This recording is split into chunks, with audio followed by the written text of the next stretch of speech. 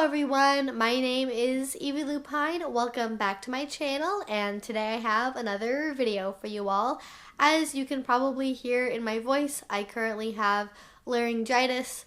Again, it's so much fun, but I just had a moment today where I was so inspired. I had just like this boom moment where I was like, oh my gosh, I have to make a video about this, and I'm trying to rest my voice. I wasn't supposed to film today, but I find that if I can't talk about it in the moment, like when I get that inspiration, when I get that thought, it's not going to be the same. It's not going to be as maybe in depth or as passionate as it would be, you know, if I wait a couple days to film something versus like when I do it right away. So we're going to just like experiment a little bit here with this video, and I want to share some thoughts with you guys that have just been brewing in my brain today relating to 24/7 relationships and the ways that we perceive power exchange in BDSM, in the community, online, and in real life.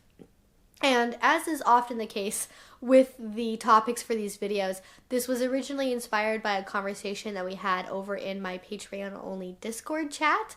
And someone was just asking about implementing rules and structure in their relationship. They were exploring power exchange with their boyfriend, and they were just looking for some tips to make sure they were doing the right thing. And as an educator of BDSM online, I get questions about this all the time. Like if you guys have been to my live streams, if you've seen the comment sections on some of my power exchange focused videos, a lot of people want to know how they can successfully implement rules, structure, protocol, whatever terminology you want to use. People are just like, hey, how do we do this? How can we make this work in our relationship? Which is great. I'm always really happy when people are curious and exploring, and they're looking for those resources to make sure that they're going to end up with something that they enjoy and that their partner enjoys as well. But what I've noticed is that when people talk about power exchange, at least in online spaces, you know, where I'm at, where I'm an educator, where I'm looked at as somebody who can provide advice, people seem to just be taking power exchange as to always indicate some sort of 24/7 dynamic. And let me just back up a little bit and explain what I mean when I talk about 24/7. When I say 24/7 is in a 24/7 power exchange dynamic, a 24/7 dom-sub relationship, that means 365 days a year, 24 hours a day, 7 days a week, you are in an ongoing power exchange type of relationship. This doesn't necessarily mean full, total power exchange where all of your power is given up to the partner. This can also be partial power exchange where you still retain autonomy over certain things in your life, such as finances or being able to make decisions about your workplace or your clothing. Every individual person is different, and I have an old video where I explain the differences between all of these things, so a link to that will be down below. But that's what I mean when I say 24/7. And I am curious about why it seems to be that when people talk about power exchange, especially when they're first exploring, there is this gravitation towards 24/7, just like right off of the bat. And I worry sometimes that maybe the way that I've talked about my BDSM or the way some of my friends online have talked about BDSM is kind of steering people towards this idea that like, oh, if I want to do a power exchange relationship, it should look the way that theirs looks. And I know from being a younger person in the BDSM community, if I'm going out to my local scene, if I'm going to T&G events, which are for people that are 35 and under, I don't really know anybody that does power exchange. When I'm in the community, when I'm volunteering, when I'm talking to my friends, I know one other couple that does something similar to what I do with Mr. Tex. That is like an ongoing relationship. But I've had a couple of friends in the past that have had power exchange relationships, but that are not, in the time that I'm making this video, currently in a power exchange relationship. So for people who are in my main demographic of who listens to my videos, people who are sort of part of the same circles in my community in terms of age bracket, like not a lot of people do power exchange. And so there's not a lot of resources or examples to look to figure out how to do it correctly.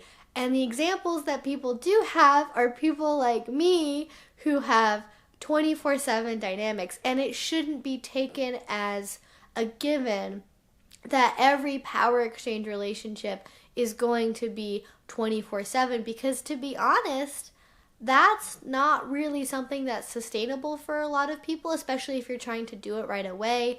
It is something that takes time to grow into.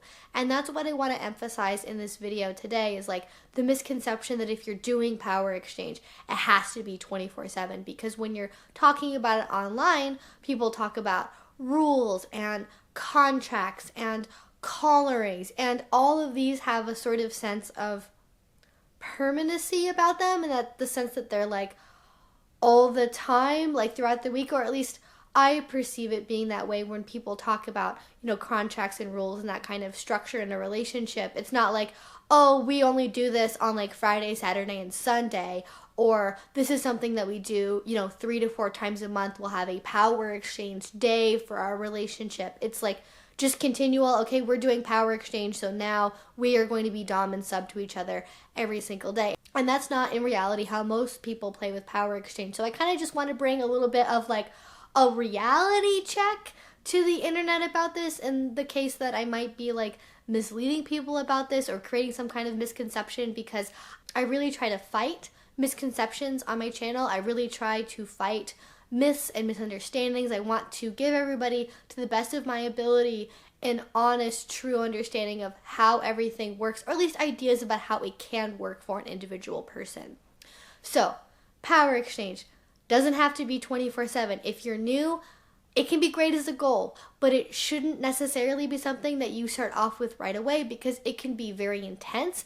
If this is the first time you're playing with BDSM, in general, you definitely need to take it slow. I wouldn't even necessarily start with power exchange of any kind right off the bat. Like, start with being a bottom or a top first, do some scenes, do some light play, do some things that have elements of power exchange to them in a scene, but don't necessarily dive in and make an entire relationship structure about it. Because when you're new and you're still exploring, you don't necessarily know what you want yet, you don't necessarily know what labels you want to use to describe yourself. If you're trying to negotiate a relationship around something that's still very like unformed and unsettled, you're trying to like put a lasso around a cloud. You're trying to figure out how to corral in something that hasn't really been fully formed yet. And it's not to say that like if the reason that you're doing BDSM is for power exchange, to not do it. I'm just kind of advising a little bit of caution with just leaping in super deeply right away, because there are ways that you can play with power exchange if that's the main reason that you're into BDSM, without having to like negotiate for like rules in a contract and like set up a time scheme for when you're going to get certain collars, right? Like, you can take things slowly, and that's totally valid and that's totally okay. And I think ultimately when you do that, you are going to end up with a relationship that's more satisfying for you and for your partners as well. Because that means you're having time to explore and really understand what your motivators are, what you like, what you don't like. And again, you're not trying to put a lasso around a cloud. You're kind of getting everything more solidly understood first before you try and really create any, sort of boundaries or rules around that. Because again, for another example, if you're brand new to a power exchange relationship as a concept and you jump in and you want to do something 24/7 and you don't really have a lot of experience negotiating, you don't really have a lot of experience figuring out what your limits are, you don't really have a lot of experience having to stick up for your boundaries, again, especially in a power exchange context.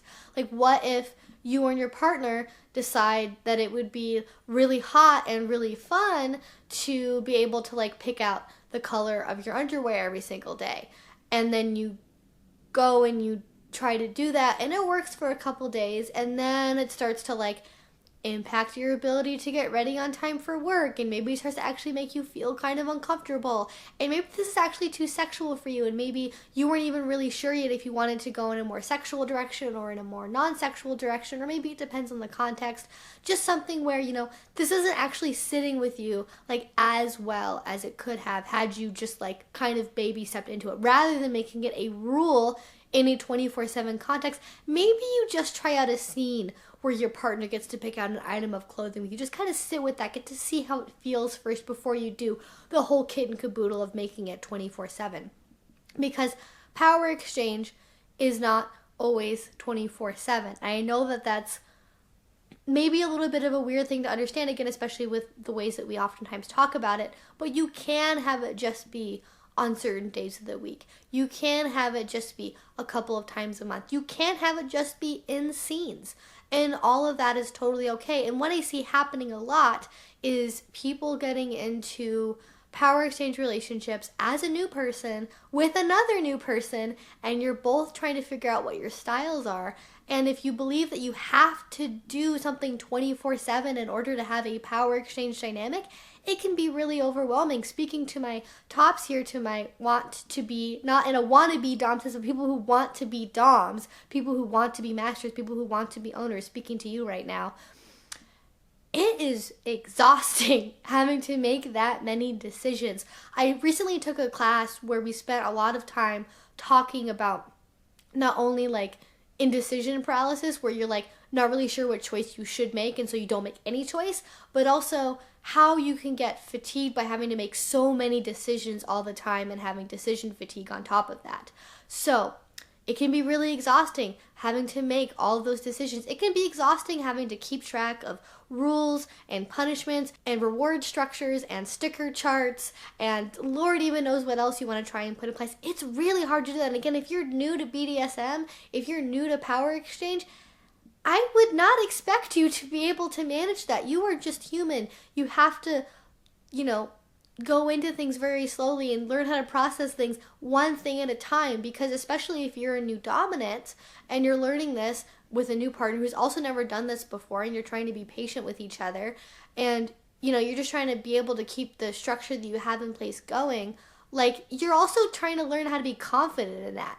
Like some people are very naturally dominant and they can just walk in and then from day one they've got all of their best like punishment ideas. They know how to use the dom voice. They know when to expect certain things and when they need to let off the gas a little bit in terms of expectations and give their partner more leeway for life circumstances. They just boom boom boom, they get it right away. But that's not most people. Like if you are putting somebody in a situation where they suddenly have to know all of this crazy relationship structure, and yes, it can be written down and that's helpful, but if you do have to keep it in mind, you still have to remember to actually implement everything. You're kind of setting somebody up for failure if you're like expecting them to have all of this stuff totally like ready to go in the headspace that you want it to be in as accurately as possible without forgetting anybody's limits or boundaries, remembering to check in first, and remembering to also find enjoyment for yourself too.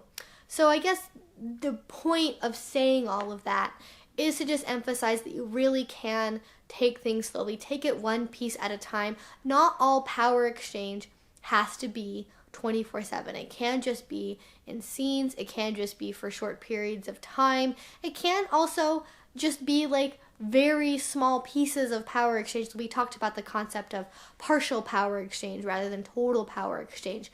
If you also want to approach this from maybe a different direction, rather than thinking, okay, we're going to do power exchange now, let's get that contract written, let's go, you can just take things one little piece at a time and practice giving up power in small incremental ways rather than trying to do everything at once, which is a suggestion I'm sure I've given in videos before. But something like that would be, rather than having all sorts of different power exchanges happen simultaneously, go, okay, well, I think let's start out by you monitoring me brushing my teeth and making sure that I'm brushing my teeth twice a day, as opposed to brushing your teeth twice a day and taking your vitamins and drinking at least 8 glasses of water a day and remembering to take a picture of your outfit every single day and remembering good morning and good night texts and remembering to not leave time in the microwave and remembering to not accidentally open the door without permission first and blah, blah, blah, whatever rules you try to implement. Just do one little tiny thing at a time and then build on top of that. So that's a way you can kind of practice 24/7, but a really, really low level of 24/7. And if you're listening to all of this and you're like, well, Evie, I don't even necessarily know if I really want 24/7, that's also totally fine as well. It's all about what you negotiate for.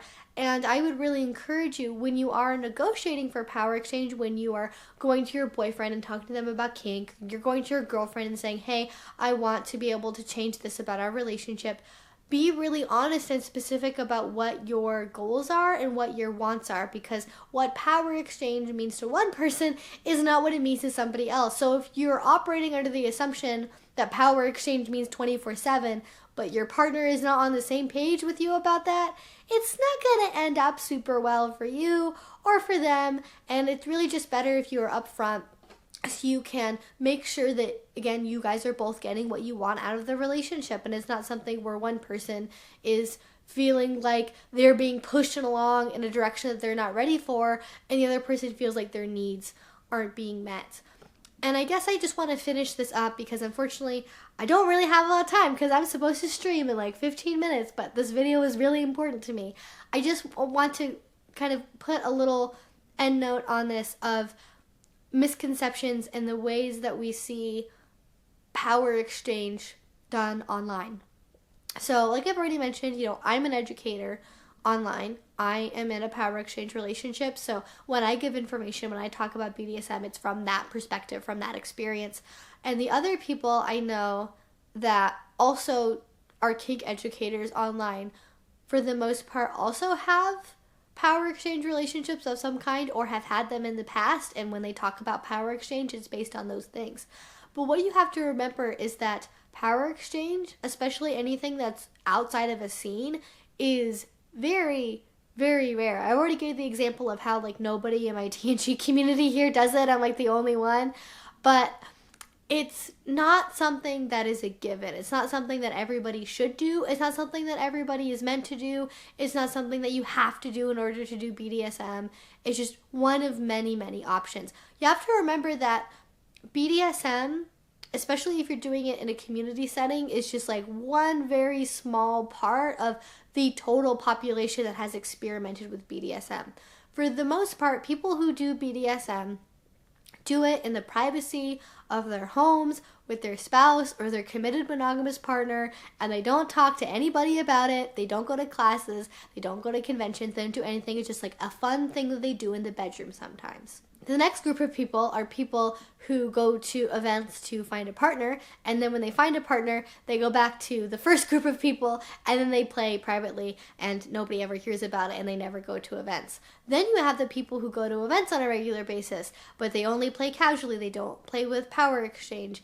They may have, like, I guess I shouldn't say casually in like a derogatory way because I don't mean it that way, but in the sense that they're not doing it with a DS relationship in mind. They're tops and bottoms, they might have multiple play partners, but they're not doing it with power exchange. And then within all of that, down at the very bottom, you have people who do power exchange, and then within that group, there's the people who do power exchange and also do it 24/7. So it's like a giant nesting doll where, like, when you get to the very innermost part, you get to the people who do 24/7 power exchange, and it's not meant for everyone. And I don't say that to be like elitist or be like not everybody's good enough for this, but to be honest about like how much time and devotion it takes to cultivate a 24/7 dynamic, to be confident in that, to be knowledgeable enough to be able to negotiate thoroughly enough to really make something that works there, is very difficult.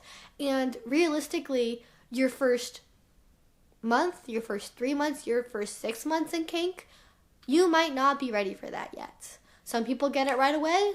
Other people, it takes a lot longer than that. It's about being honest about where you personally are in that process. And I also find that sometimes people who want this are kind of looking at the image of how other people do BDSM and think, I want what they have. That could be with me. That could be with what Brittany Simon has had in her relationships. That could be other people you see on Instagram. That could be people you see on FetLife. That could be people with like really popular Tumblr blogs, whatever it is. You see the way that they talk about their relationships and you're like, oh wow, that looks really amazing. I want something like that. And what you don't see is all the work and all the processing and all the time that went into actually cultivating all of those relationships, all of the heartache and the failure and the mistakes and the mess ups that made it so they could eventually get to the point where they have this like pretty image that they put it on the internet.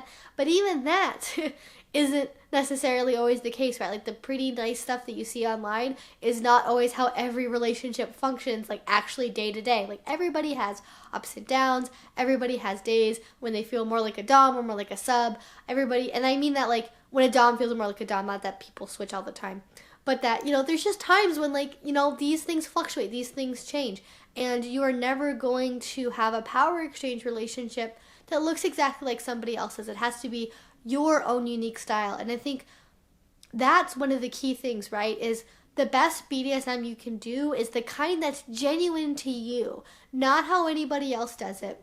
Not a paint by numbers, here's how to make my relationship look like this person's relationship, but really looking inside and going, what do I need and what can I give to a partner? Because those things might be on a line too. Those things might not always match up. We can have things that we want that we aren't necessarily in a state currently to give or to receive from somebody else. So it's about what you can have, it's about what you can give, it's about what you're capable of handling at any given time, and what your natural inclinations are. Like, you could have a power exchange relationship where you don't have any punishments.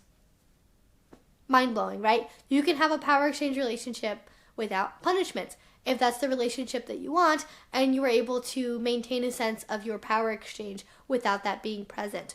You can have a power exchange relationship without using any titles.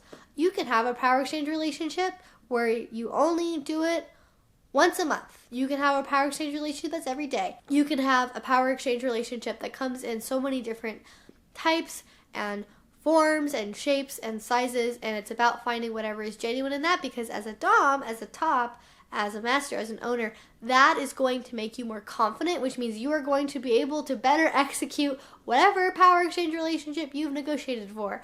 And if you are a submissive, a slave, a bottom, a pet, a little, a whatever, when you have confidence that you are negotiating the right thing, when you know this is a relationship you want to commit to, you are going to be a lot more fulfilled in that relationship, and you're going to feel much more fulfilled in that portion of your headspace that you are engaging in. This was a really long, rambly video. I don't know if I made all the points that I wanted to make. I guess really it would probably just be me screaming at the camera, power exchange doesn't have to be 24/7. It can be whatever you want it to be. And if you're new, don't try to do what people who've been doing this for 5 years are doing. I don't know why I'm trying to sing when I'm sick. But there you go. I have serenaded you, my wonderful audience, about power exchange relationships. Haven't mentioned I'm sick, and that's probably also making me a little bit loopy. But I just wanted to end this on kind of like a fun, lighthearted note, because I wanted this to be sort of a fun, lighthearted little discussion here. Hopefully this helped clarify something if you have been under the impression that like power exchange has to look one way. You don't need structure, you don't need protocol, you don't need rules right away.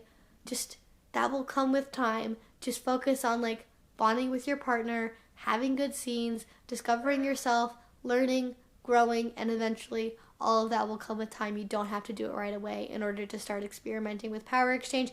If you guys have any other like comments or questions or thoughts, I would love to hear from you all in the comment section down below. I do my best to read every single comment because it's one of my favorite parts about making these videos.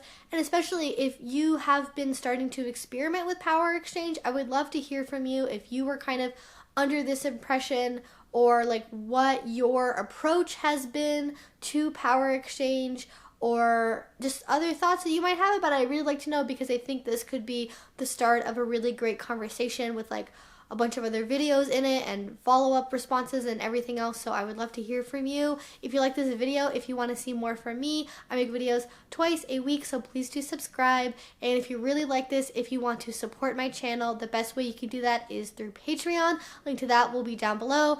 YouTube is a hot mess, and I never know on a daily basis if I will be allowed to stay on this platform or not. So if you want to support me and help me be able to keep making content, despite whatever YouTube is up to, you can do that on Patreon. And then over there, I am also able to give you guys extra bonus perks and rewards, like photo shoots and extra videos and live streams, which I'm literally about to go do in like 10 minutes. So that's going to be fun. I might see you there, although this is going to be like way in the future after I've done this live stream. So oh well, it is what it is. Thank you guys so much for watching, and if you do already support me over on Patreon, thank you so much. It means the absolute world to me, and until I see you guys next time, I hope you have a great rest of your day and a great rest of your week. Bye-bye.